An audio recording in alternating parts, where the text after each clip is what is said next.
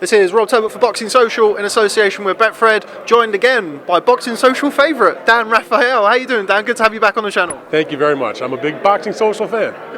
Good. That's nice to hear. So we're here in Las Vegas ahead of Tyson Fury's bout with Otto Wallin. Talk to me about the fight.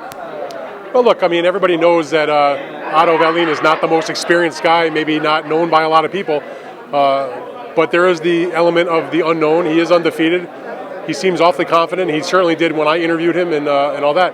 But really, most people have to look at this and see Tyson Fury is still on sort of the comeback trail. I mean, I know he did fight the Wilder fight.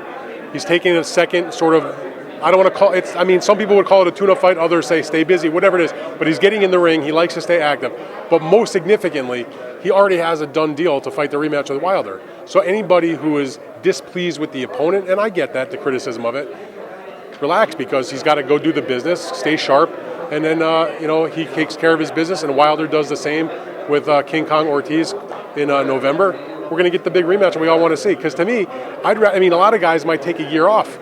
I'd rather see Fury fight two guys in a row, even if they're not the elite opponents, before he fights a Wilder fight, then fight Wilder, take a year off, and then go back into the rematch 14 months later. That doesn't make any sense to me. So keep him busy, keep him active, get a bigger profile in the United States, which is part of the idea here, and we'll get that big mega pay-per-view come first part of next year. You mentioned staying active. It's the second fight in 3 months for Tyson. Second time in 3 months he's headlined in Las Vegas. How important is it for a fighter like Tyson to stay busy and stay active? Well, Tyson himself will tell you that the activity for him is a huge thing. Part of it is not only to stay sharp for his athletics as far as being a boxer, but he talks about being active and staying focused on the fights and the training to help him deal with the mental health issues that he's battled against. So for him, he's been very outspoken about it being a combination. A, stay sharp for my fights and be more than ready when I fight Wilder again or any other top fighter in the weight class. And B, keep myself mentally healthy by staying to the program and being in the gym and keeping in shape and focused and all that. He says, if I'm out of the gym for a week, I sort of start to feel depressed. And he doesn't want to go back to, as he says, I don't want to go back to those dark places. So for him, it's twofold. It's stay ready for fights and keep yourself mentally healthy. It's fighting on Mexican Independence Weekend, conventionally a date reserved for some of the biggest names in boxing, Floyd Mayweather, more recently Canelo Alvarez. How significant is that to have a Brit headlining on Mexican Independence Weekend? Well, mostly it's Mexicans. I mean, Mayweather sort of hijacked it to a degree, but a lot of times when he fought on the Mexican weekend, he was fighting against a Mexican opponent, whether it was Oscar De La Hoya or was Juan Manuel Marquez or, there's the two big dates. One is September, one is May. For Tyson Fury to go on Mexican Independence Day weekend, I think it's just a matter of that there was the original plan was that Canelo Alvarez was going to fight on this weekend, but because they couldn't work out a deal with the opponent that they were all satisfied with, him and his broadcaster, he ended up putting off his fight ultimately till what will be November 2nd. So with a big giant gaping hole in their calendar at the T-Mobile Arena for that kind of event, and Fury wanting to come back, and ESPN wanting him to come back, and Top Rank wanting him to come back, they were able to work it out where Fury is now going to fight on that weekend. I don't think it's really got much to do with the fact that it's that Mexican weekend.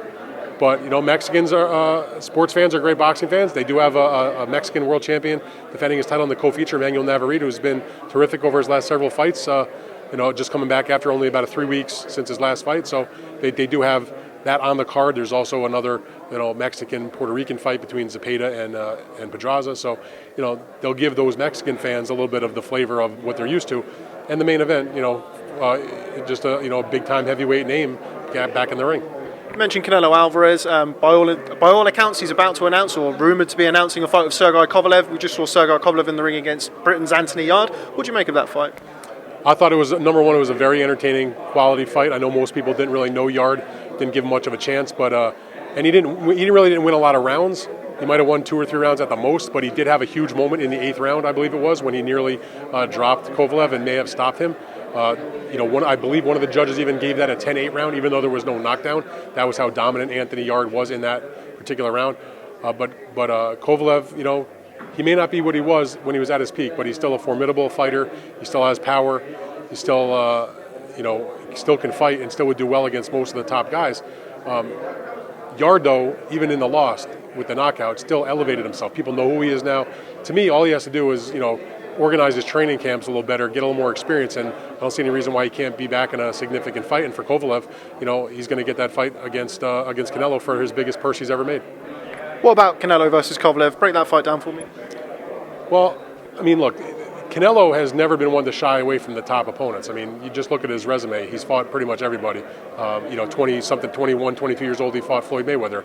No shame in that loss. People can complain that he might not have fought Gennady Golovkin exactly when they wanted to see him, but it was within, a year or so, and Gennady was still a top guy when they met the first time. He fought twice. He's fought all kinds of other top guys at the time who were perceived as guys that could maybe beat him, whether it was Austin Trout or it was Erislandy Lara. I mean, he's fought a lot of quality opponents.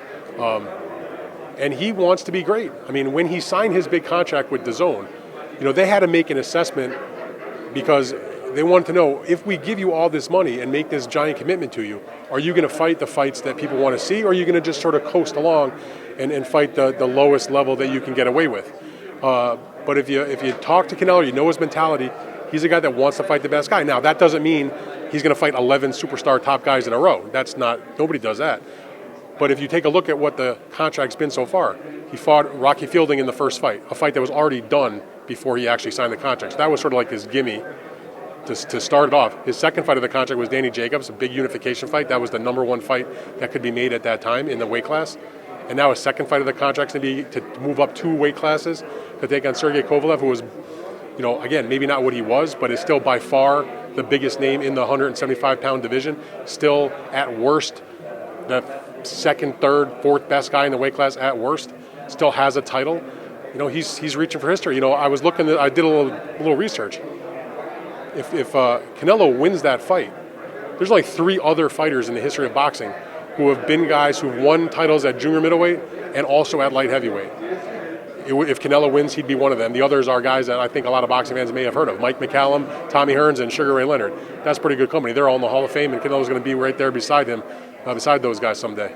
You mentioned the other names in the 175-pound division, one of the deepest divisions in all of boxing. We're going to be joined tomorrow by Otto Beterbiev and Alexander Gvozdyk. What do you make of that fight? That's a great fight also. Now, when Top Rank was trying to figure out what to do with those fighters in their fall fight, they were hoping to do one of them against Kovalev.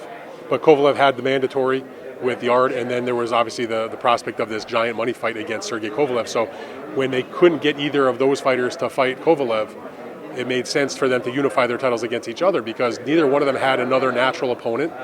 They're both around the same age. They both have around the same amateur experience, right around the same professional experience. Both Olympians, fought once before in the amateurs, a fight that Gvozdyk talks about losing to Beterbiev. So, it made sense as a boxing fan to see, easily 2 of the top 3 or 4 fighters in that weight class meet to unify their titles. And, win or lose, I think the fact that they're taking that kind of fight, and I expect it to probably be a pretty good fight, both of them could probably raise their profiles with that kind of matchup and create other big fights in the division. Just finally, since I last spoke to you in June here, ironically in Las Vegas, Anthony Joshua and Andy Ruiz have announced their rematch heading to Saudi Arabia. Just your thoughts on, first of all, just the fight itself, which I think is kind of going under the radar from a boxing point of view, with a lot of talk outside the fight at the minute. Well, look, it's to me the biggest fight of 2019. That rematch. That wasn't the case in the first fight because Andy was not really given much of a shot to win. The big attraction of that really was that Joshua was coming to fight his first time ever in the United States. Obviously, Andy Ruiz pulled off the gigantic upset, and it to me now becomes the biggest fight of 2019. That rematch, you throw in an exotic location, and it just makes it even that much bigger. I mean, I'm very excited for that matchup. If you had $1, who would you put it on?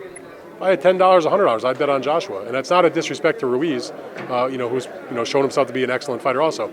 But I think Joshua knows that it's a must-win. I mean, they're all kind of must-wins in boxing, but this is even more so because losing twice in a row is never good for your bank account and your profile and your legacy, particularly at that heavyweight championship level. But he's just a better athlete. I think he's a better puncher. I think he's very motivated, I believe. Not to say that Andy isn't. I think Andy is also, and I'm not disrespecting him. I just think that, that overall talent, he might have taken Andy a little bit too lightly. I don't think he'll do that in the rematch. Okay, well, Dan Rafael, always a pleasure catching up with you. Thanks very much for speaking to Boxing Social, as always, and look forward to catching up with you soon. Appreciate it. Thanks a lot. Thanks, Dan.